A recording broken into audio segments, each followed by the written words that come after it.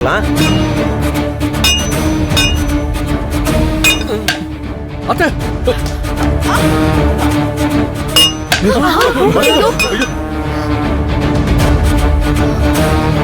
அண்ணி ஏங்க மேல பார்த்து வேலை செய்ய மாட்டீங்களா? சாரி சார், கை தவறி கீழே வந்துச்சு. என்னங்க இவ்வளவு கேர்லெஸ்ஸா வேலை செய்றீங்க? சாரி சார், தெரியாம பண்ணிட்டேன் சார். கை தவறி எங்க இருக்கீங்க? வண்டியில அடிச்சிருங்க சார். ஏங்க பாருங்க, சுத்தியில கீழே போட்டாங்க. நல்ல வேலை எதுவும் ஆகல. ஒன்னும் ஆகல சார். ஆகாது.